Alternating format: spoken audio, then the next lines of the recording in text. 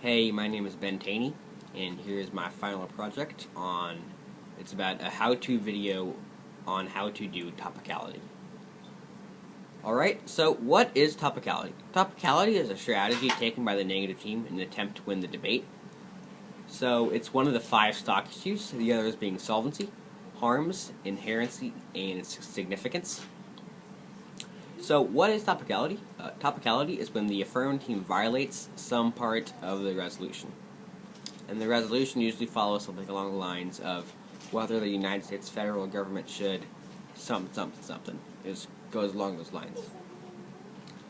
However, it is not something that judges like to hear and should only take about 2 minutes per speech in any speech. It's only we talked about at a most of 2 minutes. Also, it needs to be in the 1 and C always, which is the negative team's first speech. It can't be anywhere else unless the affirmative team does something crazy and changes their plan, or you gain new information that you didn't realize before, or something along those lines. Alright, so why use topicality? Well, 1, you can win off it. If you're the negative team and you prove that the affirmative team is not topical, then you automatically win. Number 2, if done correctly, the affirmative team has to spend more time on it, and then the negative team spends less time on it. Excuse me. And then this creates that the affirmative team then spends more time, and the negative team can then talk more about harms, insolvency, and win the debate that way. And the last reason is if you have no good advantages, you can almost always run topicality. It's like a filler for speech time, so you don't look very stupid during a debate. Okay, so now I'll present you with a general list of steps when using topicality. You don't have to always do these lists, but it's always recommended to do as many or as all as you can. So, steps for when you're the negative team.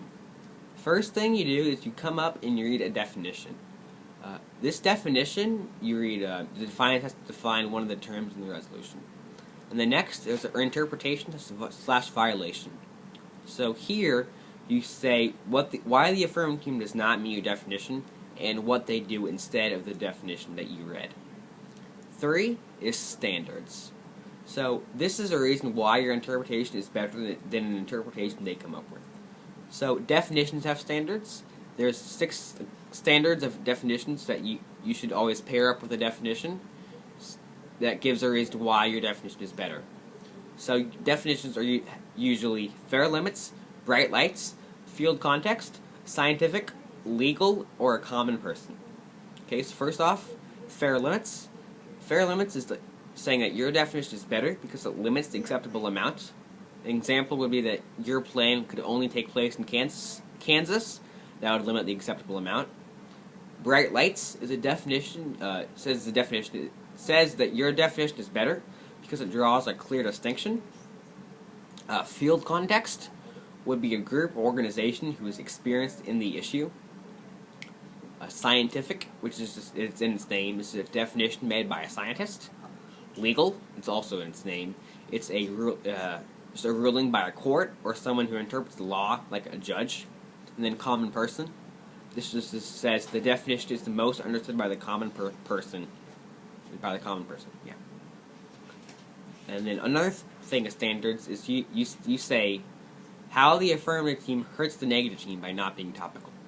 Usually, the negative team says that the affirmative team doesn't have limits to their plan, creating a multitude of possible plans.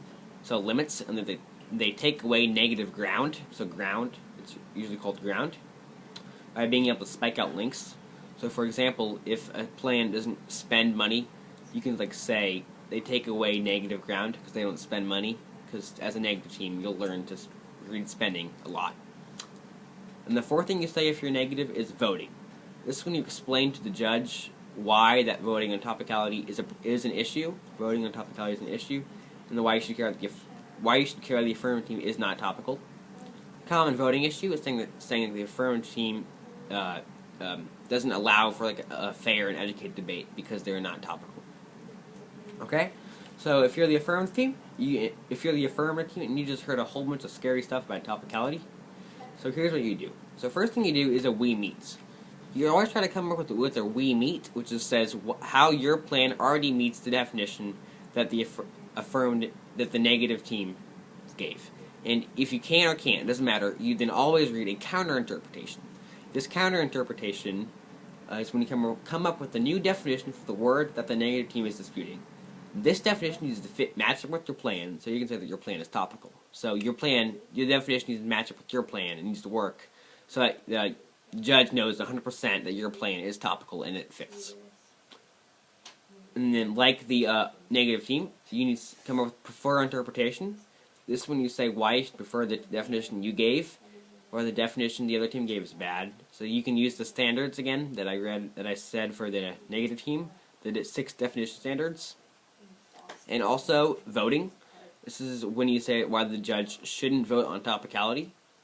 Most times, the affirmative team would say that topicality distracts from the real problem at hand and distracts from the education at debate. I hope that helps. It's kind of like a rundown of how you use topicality if you're the affirmative and the negative team. Thanks for watching.